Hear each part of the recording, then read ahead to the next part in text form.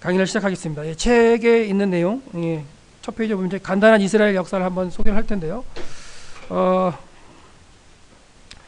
이스라엘이라는 의미를 한번 살펴보겠는데, 이스라엘은 개인 이름이죠. 개인 이름. 야곱의 이름이 이제 하나님께서 주셔가지고 덧붙여준 이름인데요. 그래서 결국 이스라엘이라는 이름은 내가 하나님의 사람과 겨루어 이겼다, 이런 의미를 갖는데, 이런 의미 가운데 야곱에게 주어졌던 야복강에서 기도를 하면서 환도뼈가 부러지면서 하나님의 사람과 겨루어 이긴 개인 이름으로부터 출발을 하죠. 개인 이름으로부터.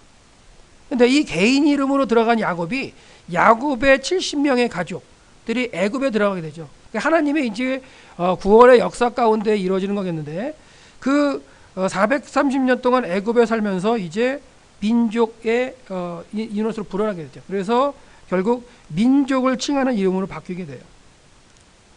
그 다음에 출애굽 후에 이제 가나안 땅에 들어가서, 약속의 땅에 들어가서 살면서 그 지역에 살면서 결국은 이제 한 지역을 나타내는 국가의 이름이 돼버리죠. 그 다음은 그렇게 쭉 나가다가 다윗이 통일 왕국을 형성하고 솔로몬 때 넘어갔다가 솔로몬이 잘못해가지고 이제 하나님께 범죄함으로 인해서 그 나라가 그의 아들 르호보암 때 이제 나뉘게 되죠. 그 나뉘게 됐을 때에 북이스라엘을 칭하는 이름으로 써요. 남쪽은 남유다라는 표현을 쓰죠. 유다와 이스라엘.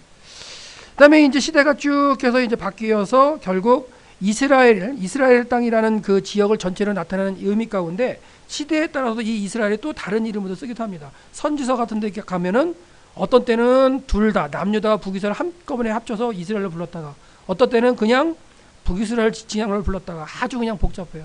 이 말씀을 왜 드리냐면, 여러분이 앞으로 성경을 읽어가면서 이스라엘이라는 단어가 나올 때 이게 쉽지만 않다는 거예요. 이 한 5가지 정도의 부류 가운데 하나로 들어가겠죠. 개인 이름이냐, 민족의 이름이냐, 여러 가지로 틀려요. 창세기 자체에서야 개인 이름 야곱을 표현한 다른 이름으로 등장하겠지만, 이제 여러분이 선지서까지 간다면 구별을 하셔야 된다는, 그래서 그런 의미 가운데 이제 구별을 하셨으면 좋겠다는 거예요. 그래서 결국 개인 이름으로 야곱을 살펴보면 뭐 내용은 다 아실 테니까 제가 뭐 다는 안 하고요. 야곱이 아비 그 이삭을 떠나면서 베델에서 머물다가 꿈을 꾸죠. 그래서 여기가 하나님의 집이다 해서 베델, 그래서 이제 하나님을 만난 다음에 내가 돌아오거든 하나님께 뭐 11조 했다고, 내가 돌아오면 하나님께 11조를 드리겠다, 이렇게 이제 하면서 하나님께 약속을 하죠. 그 다음에 20년 동안 밧다람에 가서 지내요. 그래서 지내면서 2명의 아내와 2명의 또 첩을 얻죠. 그 다음에 11명의 아들과 1명의 딸을 갖다 얻어가지고 돌아오는 과정 가운데 야복강에서 이제 기도하면서 얻은 이름이 그 이스라엘이라는 거죠. 결국 근데요, 재미있는 거는 하나님이 이스라엘의 이름을 주어주신 다음에 이스라엘이라고 이름을 불리지 않아요. 한 번 정도 불리고 말아요. 참 재밌죠. 그것도. 그래서 결국 이스라엘이라고 한번 불러주신 이유도 참 재밌는, 그 성경에 재밌는 게 뭐냐면, 야곱이 고향 땅으로 돌아옵니다. 요셉을 낳고서 내가 야곱 고향 땅으로 돌아가겠다고 생각한 다음에 6년을 갔다가 머물면서 재산을 모으죠. 그래놓고 결국 가나안 땅으로 약속의 땅에 돌아와요. 돌아와서는 아비가 있는 헤브론을 안 가요. 그리고 세겜에 머물면서 한 7, 8년을 머무는 걸 볼 수가 있어요. 그 7, 8년 동안 머물면서 이제 그 주변에 있는 이방신이라든가 이런 거에 대한 영향을 받아가지고 머물러 있을 때 하나님이 나타나셔서 베델로 올라가라, 이런 말씀을 하셔서 베델로 올라가는 말씀 가운데 세겜을 떠나죠. 떠나면서 온갖 그 풍습 가운데 있었던 귀고리 이런 것들, 이방신에 의한 영향을 받아서 다 상수리나무에 묻고 베델로 올라가가지고 이제 다시 하나님께 이제 제사를 드리면서 이제 하나님께서 그때 비로소 이제 이스라엘을 라고 한번 불러 주세요. 그리고는 끝이에요. 이게 이제 개인의 이름으로서 이스라엘이고요. 이건 이제 야복강의 모습이에요. 야복강의 모습에 길르앗 산지에서 흘러내려오는 이제 야복강의 모습이고요. 그래서 보면 그가 이르시되 내 이름을 다시는 야곱이라 부를 것이 아니요 이스라엘이라 부를 것이니 이는 내가 하나님과 겨루어 하나님과 및 사람과 겨루어 이루겠습니다. 이렇게 해서 야복강에서 한번 이제 앞으로 이스라엘을 불러주겠다 해놓고는 한 번 불러주신다고 말씀드렸어요. 결국 성경을 기록을 볼 때 이스라엘 이름은 모세가 글을 쓰잖아요. 모세가 이제 모세글을 쓰면서 이스라엘이라고 기록은 해요. 기록은 하지만 직접적으로 야곱에게 이스라엘이라고 불렀던 적은 한 번밖에 없다는 얘기를 하는 거예요. 그리고 야곱이 이제 애굽에 있는 요셉이 수레를 보내가지고 애굽으로 피난 내려오라고 전가를 보냈을 때 야곱이 안 내려가려고 그러죠. 헤브론을 떠나서 브엘세바에서 안 내려가려고 머물고 살 때 하나님께 나타나셔서 뭐라고 하냐면 너 내려가라. 내가 너를 다시 올리겠다. 약속하실 때 부르실 때에도 브엘세바에 나타나실 때도 야곱아라고 부르세요. 그렇게 기록하고 있어요. 참 재밌는 것 같아요. 이런 사건이 어디도 나타나냐면 신약에도 나타나요. 베드로를 만나셔가지고 요한복음에서 보면 1장에서 보면 베드로를 예수님이 만났을 때 장차 너를 베드로라 하리라. 네. 그렇게 나오면 안 불러주시잖아요. 네. 그런 거 재밌는 것 같은데 하여튼간 개인 야곱의 이름을 등장한다는 거. 두 번째는 이제 출애굽한 야곱의 자손의 이름이 나온다는 건데요. 출애굽한 그 야곱의 자손들을 지칭하여 처음으로 이스라엘이라고 명명하신 게 하나님이시라는 거예요. 그래서 이렇게 해서 출애굽한 이스라엘 자손의 이름으로 이스라엘이 등장하고요. 그 이스라엘이라는 이스라엘을 민족의 이름으로 쓰는 게 이제 모세가 신명기 4장에서 쓰고 있다는 거예요. 그러니까 개인 이름에서 이제 민족의 이름으로 쓰여지는 거. 하나님께서 이제 말씀하시죠. 너는 가서 이스라엘의 장로들을 모으고 그들에게 이르기를 여호와 너희 조상의 하나님 곧 아브라함과 이삭과 야곱의 하나님이 내게 나타나 이르시되 내가 너희를 돌보아 너희가 애굽에서 당한 일을 확실히 보았노라 하면서 이스라엘 장로들이라는 표현을 쓰시면 나온다는 거. 그 다음에는 이제 약속의 땅에 들어가서 지역을 지칭하는 나라 이름으로 바뀐다는 얘기인데요. 민족의 이름으로 쓰였던 게 결국 이제 사사시대 말에 와서 이스라엘이라는 어떤 지역적인 이름을 갖는 것으로서 이제 그 나라 이름을 쓰기 시작하죠. 그래서 결국은 이 이스라엘을 나타내는 이름으로서 단에서부터 브엘세바라는 이런 지리적인 명칭. 단은 가장 북쪽에 있는 그 땅이 되겠고요.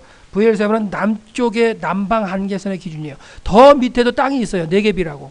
하지만 거기는 네겝 지역은 사람이 이렇게 살 수 있는, 그러니까 하나님께서 주시는 하늘에 내린 비로 살아갈 수 있는 땅은 아니기 때문에 브엘세바가 일단 사람이 거주할 수 있는 그 남방 한계선을 보기 때문에 단에서부터 브엘세바라고 해서 이스라엘이 지역적인 이름으로 등장한다는 거죠. 그래서 읽어보면 3상 3장 20절에 보면 단에서부터 브엘세바까지 온 이스라엘이 나오죠. 온 이스라엘이 라는 표현 가운데 결국은 이렇게 쓰인다는 걸 알 수가 있고요. 그 다음에 3상 4장 1절 이후에도 이제 이스라엘이 주변 국가와 전쟁을 벌이는 상황에서도 그 국가적인 이름을 쓰인다는 거.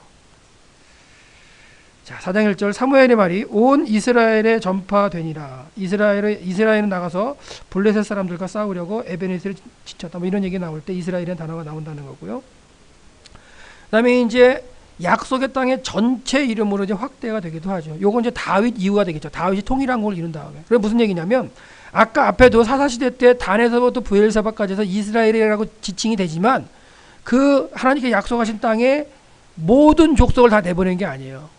블레셋도 거에 있었고 했기 때문에 전체 지역, 전체 이름으로서의 이스라엘 쓰여지지 않았다는 표현이 아까 앞에서는. 근데 지금은 다윗을 통해서 통일한 걸 이룬 다음에는 전체 지역으로인 이스라엘을 불린다는 거죠.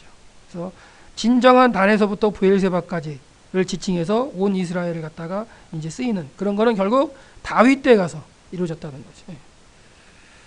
사울 때만 해도 블레셋이 블레셋이 남아서 계속 산지로 그 전쟁을 올라오잖아요. 믹마스에서 전투도 막 하고 그러거든요. 그렇기 때문에 전체의 이름으로선 다윗 때라는 거.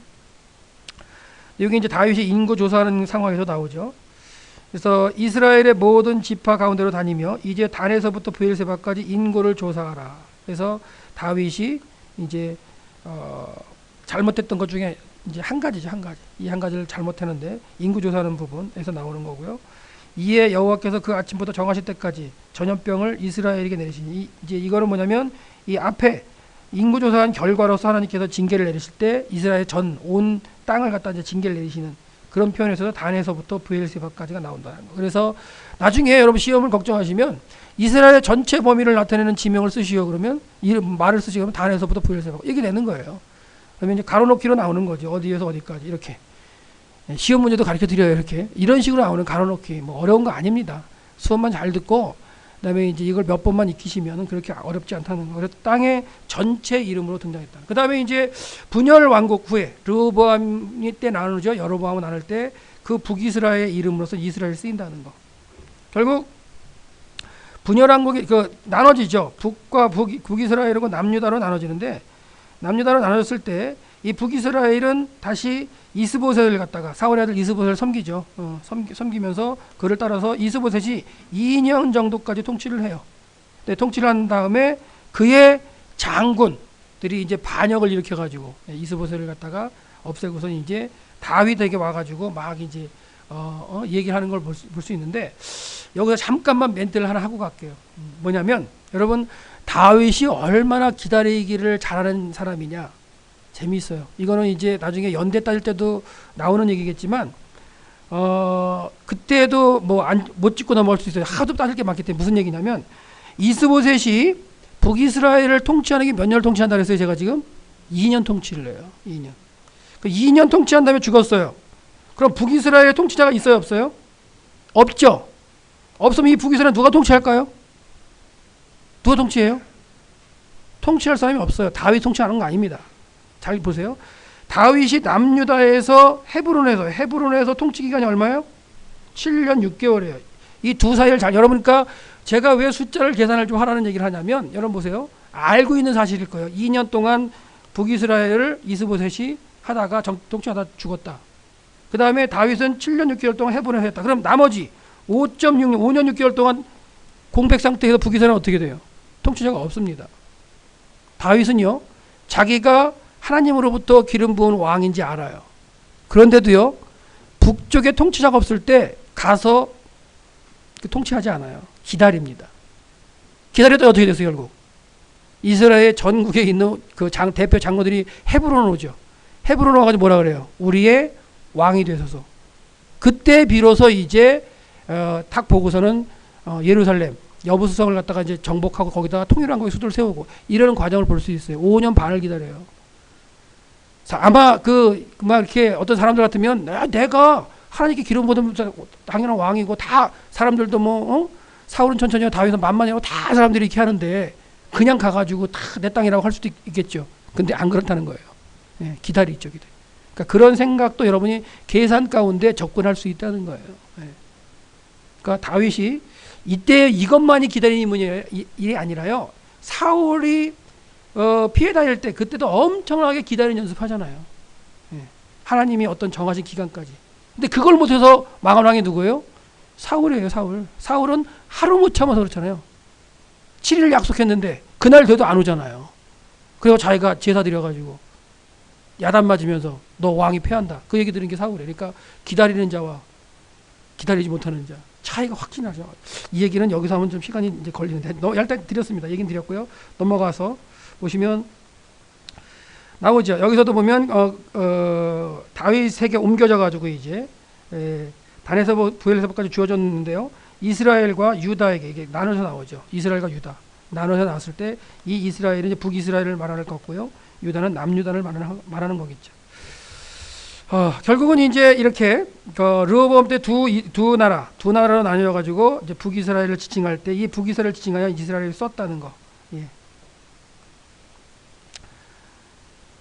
결국 그래서 이제 이스라엘에 대한 그 이해를 볼 때 이스라엘 나라는 한 개인의 이름 시작해 가지고 민족의 이름, 나라의 이름, 또 분열한국의 또 반쪽의 나라의 이름을 바뀌기 때문에 어느 책을 읽거나 뭐 이럴 때 성경은 그래도 시기적으로 정해져 있기 때문에 좀 편하지만 어떤 학자들이 쓴 책을 읽을 때 이스라엘에 나왔을 때 그 사람들은 그걸 다 이해를 하고 쓴다는 거예요. 그 읽는 분들이 그 이스라엘이 어떤 걸 지칭하나 생각하면서 잘 쫓아가면서 책을 읽어야 오해가 안 생긴다는 거예요. 그러니까 그런 걸 한번 여러분들이 이제 학교에 계시면서 책을 읽을 때 좀 훈련 좀 하시고요. 결국 성경을 읽을 때 이스라엘이라는 단어는 한 단어의 의미를 갖다 어떻게 생각하고 접하고 읽느냐에 따라 틀린다는 거죠. 특히 선지서가 하면 힘들어요, 사실. 예. 그래서 이제 힘든 단어에 대해서 이게 북이스라엘만 나타나느냐 아니면 전체를 나타나느냐 학자들 또 논란이 또 틀려요. 그러니까 그런 것 가운데서 이제 또 생각해봐야 할 게 있겠지만 하여튼간 이스라엘은 이름 자체가 개인 이름부터 민족, 나라 쭉 해서 퍼졌다는 그 이름의 모습을 한번 생각해 보시면 되겠고요. 그 다음에 이스라엘 역사의 시대를 구분을 잠깐 해보면 이제 족장 시대가 성경의 근거로 해서요. 성경 근거로 볼 때 족장 시대가 이제 창세기 12장부터 50장까지의 이야기가 되겠죠. 시기적으로는 이렇게 이제 나눌 수 있는 게 1875가 1876이라고 봐야 되겠네요. 그래야 외우기 쉬우니까 1876. 1876이 뭐냐면 야곱의 70명의 가족이 애굽으로 들어간 때잖아요. 그때까지 장면이 나오는 거. 그 다음에 이제 애굽에서 430년이 있었고요. 그다음에 출애굽 해가지고 하나님을 이제 왕으로 해가지고 섬기던 시대가 이제 신정 시대라고 볼 수 있는데 출애굽부터 룻기까지겠죠. 그래서 본다면 거의 이제 학자들의 이제 그 따지는 거에 보면 1043년까지 1040 이것도 이제 약간의 이제 몇 년의 오차는 학자들마다 정의하는 게 틀리기 때문에 그건 여러분이 정확하게 몇 년이다 이거는 논할 수는 없어요. 학자들마다 다 틀리니까. 그래서 이제 보통 다윗이 통치가 1010년부터 970년까지를 보죠. 예. 그럼 사울은 40년을 플러스 해야 되냐 1050년까지 본다면 그 어간까지를 갖다가 이제 신정시대라고 보면 되겠고, 그러니까 이렇게 오차 범위가 있는 건 시험에 안 내요. 예. 예. 그런 것까지 외우실 필요는 없어요. 예. 그 다음에 이제 왕정시대는 이제 사울 왕정이 들어오고 이제 있다가 다윗을 넘어가는 그 시대이기 때문에 그 왕을 정확하게 이제 세팅할 수 없겠지만은 이렇게 해서 역사서를 기준으로 해서 이제 나타나게 된다고 생각하시면 되고요. 그 다음에 이제 포로 시대가 있죠. 포로 시대에는 성경 기록은 이제 역사에도 없고 선지서 쪽에 나타나긴 하는데 요게 이제 포로 시대가 되겠고요. 그 다음에 포로 귀환 시대, 그 이후에 이제 에스라나 느헤미야를 통해서 성전을 갖다가 이제 다시 짓고 하는 그런 내용들이 이제 이스라엘의 성경에 나타나는 그 시기적인 그 구분이 되겠고, 그 시대에 맞는 내용들은 여러분 교재를 통해서 한번 읽어보시면 될 것 같아요. 그다음에 이제 성경의 역사와 일반 역사의 차이를 갖다 제가 한번 말씀을 드려볼 건데요. 결국 세상 역사도, 세계 열국의 역사도 하나님이 통치하시고 이끄신다는 건 우리 크리스찬들은 다 그렇게 생각하죠. 그리고 믿고 있죠. 자, 일반 사람들이 이렇게 안 믿을지라도 세상의 역사까지도 하나님이 통치하신다는 거죠. 근데 이제 그 가운데서 이스라엘 역사는 특히 하나님의 어떤 개입하심으로 이끄심으로 해서 나타나는 역사라는 걸 잊지 말아야 된다는 거예요. 그리고 그게 성경에 기록되어 있는데, 그래서 이스라엘도 일반 역사를 갖고 있죠. 이스라엘의 일반 역사와 성경의 역사가 같나요? 안 같습니다. 그 얘기를 하는 거예요. 그러니까 성경 자체를 우리가 어떻게 접해야 되느냐. 왜 이런 얘기를 하냐면 고고학으로 연구한 학자들이 뭐라냐면 성경에 틀린 게 많다고 얘기를 해요. 연구하다 보니까 안 나오니까. 그러면 고고학으로 연구해서 성경이 없는 거니까, 성경이 없으니까 성경이 틀렸다, 그렇게 말할 수 있나요? 저는 그렇게 생각 안 합니다. 고고학 가지고 성경이 틀렸다고 말하는 거, 그거는 말도 안 된다고 생각하는 사람이에요. 예. 아직까지 하나님이 발견치 못하게 하셔서 그렇지, 예. 아니면 아예 그걸 없으셨던가. 그러니까 만약에 뭔가 흔적이 없다면 하나님 없으신 거예요. 그게 없으니까 성경의 역사가 잘못됐다, 이거는 아니라는 거죠. 그걸 그렇게 하기 위해서, 그러니까 고고학 자체도 이 유물이나 유적에게 남아 있어야 이제 인정한 학문이기 때문에 그것과 성경과의 관계도 고민 좀 하시라는 거예요. 그러니까 세상 역사와 성경과의 관계. 그래서 성경은 하나님의 이 구속의 역사와 관련된 내용을 기록한 것이지 일반 역사를 다 기술한 게 아니라는 거예요. 그걸 좀 생각하시라는 얘기인데요. 결국은 성경은 아브라함을 부르신 다음에 그를 통해서 가족을 만드시고 민족을 만드신 다음에 그에게 뜻을 두시는 거죠. 언약을 주시는 거잖아요. 언약을 주셔서 인류를 구원하기 위한 어떤 방편의 내용이기 때문에 그게 기록된 게 이제 성경의 역사예요. 그렇기 때문에 이스라엘의 일반 역사와 성경에 기록된 이스라엘 역사는 많이 차이가 난다는 거예요. 그걸 좀 감안하시라는 거죠. 그래서 성경이 일반 역사랑 좀 차이가 난다 했을 때 성경 틀린 거 아니야? 이러기보다는 성경을 기록한 의도가 있다는 거죠. 그렇게 해서 연구하시는 게 바른 연구가 될 거예요. 결국 성경에 이제 역사 가운데 어떤 사람을 선택하죠. 그러니까 사람을 선택하죠. 이 사람을 이끄셔가지고 하나님이 쭉 이끌어가시면 역사를 기록하세요. 근데 이 사람이 잘 쫓아가요. 쫓아가는 것도 기록되어 있는데, 그렇지 않고 이 사람을 끌고 가다가 잘 안 쫓아와요. 그럼 계속 이렇게 안 쫓아오는 걸 갖다 그 기록도 있다는 거예요. 불순종의 기록도. 순종의 기록도 있고 불순종의 기록도 있는데, 재미있는 건 중간에 믿음이 변질되고 불순종한 이들의 역사는 일반 역사엔 기록서에 있을지라도 성경 역사는 그런 걸 삭제할 수도 있다는 거예요. 그러니까 그런 게 너무나 많아요. 그래서 하나님의 구원 역사와 관계없는 자로 성경의 역사에서 사라져버리는 사람들이 많다는 거예요. 예를 들자면 야곱과 에서도 마찬가지죠. 에서도 아마 뭐 역사, 일반 역사 찾으면 이스마엘의 역사가 나오긴 하겠죠. 하지만 성경에서는 그 이후에 에서 역사는 그 이후에 뭐 거의 많이 기록지 않고 넘어가는 거죠. 그러니까 분리가 되면, 지난 시간에 말씀드렸지만 이삭의 한 믿음의 가정, 한 가정에서 태어난 두 아들이 하나는 하나님 순종하여 계속 역사에 성경 역사에 남아 있고 하는 사람은 사라져 버리죠. 이 역사, 이 에서 역사가 일반 역사에 남아 있을지라도 성경은 기록지 않을 수 있다는 거예요. 그런 분들은 이제 생각하시라는 거고요. 결국 성경에 나타난 역사를 갖다 이스라엘의 역사를 살펴보면 있어서 주의해야 할 게 뭐냐? 세계 열국 가운데 많은 큰 나라들이 등장을 했어요. 그렇죠? 바벨론, 뭐 아수르, 뭐 페르시아 이렇게 많은 그 나라들이 등장하는데 그 큰 나라들이 등장하는 것도 하나님이 주관 속에 있습니다. 그 나라와 이스라엘 관계 가운데 이 그 내용들이 이제 많이 성경에 나오긴 하는데요. 우리가 그 가운데서도 특정한 몇몇 것들이 기록되어 있어요. 하나님과 관련되어 있는 내용들이 기록되어 있어요. 일반 역사에 없는 것들이 많이 있죠. 그렇기 때문에 결국 우리가 생각하는 건 뭐냐? 그 강대국들과 이스라엘의 관계 역사 가운데서도 이스라엘 왕조의 그 세상 역사를 살펴보려는 게 아니라는 거예요. 절대 아닙니다. 그 가운데 하나님께서 이 강대국과의 관계에서 하나님이 정하신 거에 대해서 순종하느냐 불순종하느냐 이거에 대한 역사가 기록되어 있다는 거예요. 그러니까 그걸 우리가 이제 생각하면서 성경을 보셔야 되고요.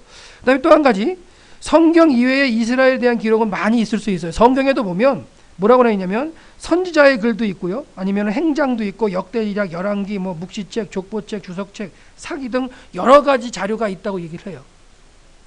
그래서 이런 걸 가지고서 이제 얘기해가지고 자료를 갖다가 있어가지고 그 자료를 갖다가 다 모아서 한참 후대에 또 기록됐다 성경이 이렇게 또 기록이 아니라 편집됐다 이렇게 얘기를 하죠. 우리 쪽 말고요. 저쪽. 그것도 잘못된 거죠, 사실은. 그러니까 그런 것들 가운데서 성경에 나오는 내용 자체가 이런 기록된 책들과 좀 차이가 날 수도 있어요. 일반 역사도 사실 날 수도 있고.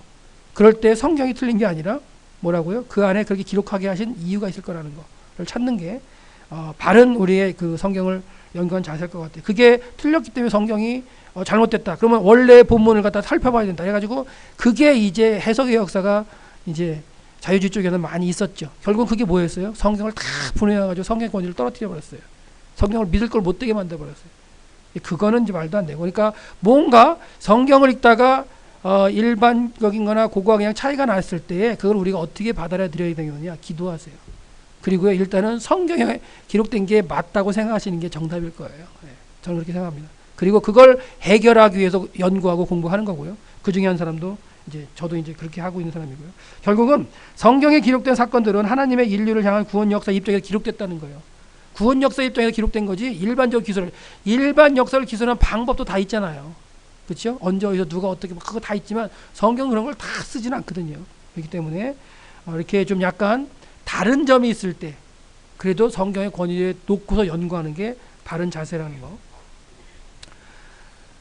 결국은 기록 목적이 있다는 거예요. 기록한 목적이 있고요. 그 목적이 있기 때문에 저자의 의도에 따라 첫째 저자는 하나님이시죠. 하나님이 인간 저자를 통해서 했기 때문에 하나님의 의도에 따라 강조점이 있고 그 강조점이 있는 건 더 많이 쓰게 되기도 하고요. 또 한 가지는 역사적으로 상당히 큰 대단한 일이었지만 성경에는 기술도 안 하고 넘어가는 경우도 있어요. 하나님의 구속의 역사 의미가 없으니까 그런 걸 이제 생각하시라는 거예요. 그래서 보시면 여로보암 2세를 예를 들어볼게요. 여로보암 2세는요 41년 동안 통치했습니다. 41년 통치하면서 북쪽으로 다메섹과 하맛에서부터 사해에 이르기까지의 북이스라엘 영토를 다시 회복시키고 강력한 왕 중에 하나였던 게 여로보암 2세예요. 이 요나가 예언을 했죠. 북이스라엘이 얼마나 이렇게 경제적으로 부흥할 거라는 걸 요나 선지자가 예언을 했는데 그대로 이루어온 왕이에요. 41년 통치했어요. 그 많은 역사가 얼마나 많겠어요. 전쟁의 역사도 많았을 거고 땅을 확장시키면서 했던 일도 많을 거예요. 그런데 이 여로보암에 대한 성경의 기록을 보면요. 딱 7절로 끝나버려요. 그렇게 많은 일들을 했을 텐데. 그러니까 하나님과의 관계에 있을 때 여로보암이 뭐 정책 가운데 잘하고 전쟁에서 이기고 땅을 넓히고 경제를 부흥 이거는 관심이 없는 거야 하나님한테.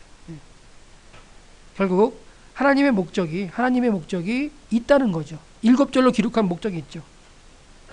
여로보암 2세에 대한 평가를 보면 41년간 통치했다. 사마리아에서 왕이 되어 41년간 통치했는데 이 여로보암이 모든 죄에서 일대 여로보암의 맨 첫 왕이죠. 북이스라엘 첫 왕 여로보암의 모든 죄에서 떠나지 아니했다는 평가를 해요. 그러면서 하맛 어기서부터 아라바까지 영토는 회복했다. 그래서 지금 녹색 부분이 이게 지금 이슬람때 여기 하마더기가 위쪽이거든요. 북쪽에. 북쪽에 하마더기까지 영토를 확장해가지고 진짜 다윗 시대의 그 영토의 범위를 확장을 해서 얻은 왕이긴 해요. 근데 단 7줄로 지나간다는 거예요.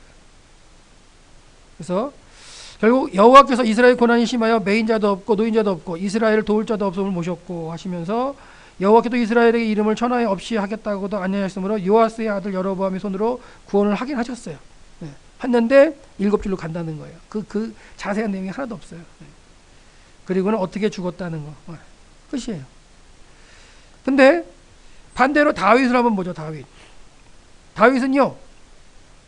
사무엘상 16장에 등장해가지고요. 열왕기상 2장에까지 나타나는 거죠. 사무엘상 하, 열왕기상 2장까지. 그러면서 한 42장 정도가 기록되어 있어요. 성경이 그렇게 많이 기록되어 있습니다. 근데 재밌는 건요. 놀라지 마세요. 고고학적으로는요. 다윗에 대한 유물이 하나도 등장하지 않습니다. 다윗에 대한 유물이 하나도 등장하지 않기 때문에 다윗을 신화의 인물이라고까지 얘기를 해요. 왜? 다윗이 그렇게 성경에 많이 기록되고 일을 많이 했으면 뭐 고고학적인 다윗에 관련 유물이 나와야지. 하나도 없다는 거예요. 그러니까 고고학으로 연구하는 사람들이거나 그런 사람들이 뭐라 그래요? 다윗은 신화 속의 인물이다. 이렇게 만드는 거예요. 여러분이나 저나 다윗이 신화 인물인가요? 아니거든요. 이 땅에서 저같이 땅을 밟으며 살았던 하나님의 사람 다윗이에요. 근데 그에 대한 고고학적 다윗성 이런 게 전혀 안 나오니까. 근데 성경이 그렇게 많이 기록되어 있는데 그렇게 되면 뭐가 돼요? 성경은 이제 신화가 되고 이제 역사가 아니죠. 그렇게 해가지고 성경을 쪼개버리는 거예요. 그러니까 그렇게 접근하지 마시라는 거예요. 결국 다윗이 적힌 어떤 기록물도 없어요. 기록도 없어요. 유적도 없고. 단지 하나가 발견됐습니다. 토판 하나가 발견됐는데 이거예요. 이거. 북이스라엘 가장 북쪽에 있는 단에서 막 이렇게 단을 연구하다 보니까 이것도 진짜 다윗 왕조라고 한 게 아니라 다윗의 집이라는 이름, 그 글, 다윗의 집이라는 그 하나, 그 글귀 하나만 나온 거예요. 그게 진정한 그 왕으로서의 다윗이냐? 그것도 말 못해요. 네. 그러니까 다윗의 이름 하나가 나온 게 고고학적으로는 다라는 거예요. 그럼 여러분 이런데 그러면 지금 이거 보고서 이제 놀라시는 분도 있겠지만은 고고학적으로 성경을 증명할 수 있다? 이거는 말도 안 된다. 진짜예요.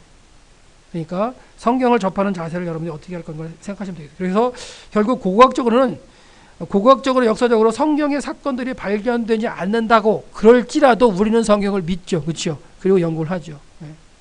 다윗이 신화 속의 인물이면 아브라함은 어떨까요? 그건 넘어가는 거죠. 이 다윗이 그렇다는데 다윗보다 뭐 1000년 전에 있는 아브라함 그건 뭐 진짜 신화의 할아버지네요. 진짜 완전히. 결국은 성경에 뒷받침할 만한 그 고고학적인 근거가 아직 발견되지 않는다고 해도 하나님이 발견을 못하게 하신 거라고 생각하시면 돼요. 여러분 성경에 원본이 있어요? 없어요? 없어요. 아마 원본이 남아있다면 우상이 될 거예요. 아마 우상. 그래서 아마 원본도 없으셨기 때문에 남은 그 사본 가지고 편집 비평이니 사본 비평이 하면서 머리 좋은 학자라는 사람들이 다 하다가 쪼개고 나눠가지고 하나님을 없애버리는 그런 이제 일들을 벌이고 있는데 우리는 그렇게 하면 안 된다는 거지. 성경을 놓고 본문을 가지고 이제 연구를 하면서 은혜를 받는데 그 연구의 방법이 이제 지난주에 말씀드렸던 언어적인 거, 지리적인 거, 뭐 역사적인 거, 사회문화적인 거 이런 것들을 다 이제 가지고 연구를 하시면 된다는 거예요. 나는 고고학을 하겠다 하시려면 하세요. 하지만 고고학은 한계가 있습니다. 하나님이 없애셨으면 끝이잖아요. 그럼 하나님이 없으신 걸 내가 발견이 없다고 그 역사는 없었다 하시면 될까요? 그게 고고학자들의 이야기예요. 도전하는 거죠. 도전. 어떻게 보면. 그래서 성경을 갖다가 여러분들이 이제 읽고 접하실 때 이렇게 성경에 기록된 이스라엘의 역사가 하나님의 인류를 향한 구원 역사라는 걸 딱 생각하시라는 거예요. 목적이 있다는 거죠. 구원을 역사를 이루어가는데 목적이 있기 때문에 넣을 건 넣으시고 뺄 건 빼셨다는 거예요. 결국 고고학적으로 성경을 증명하라는 건 이거는 뭐 완벽하게 다는 안 됩니다. 고고학이 발견돼가지고 고학적으로 발견돼가지고 성경을 증명하는 사건들이 많이 있어요. 은혜가 되긴 하죠. 하지만 고고학적으로 과학적으로 성경을 증명할 수 있는 방법은 거의 불가능하다는 거.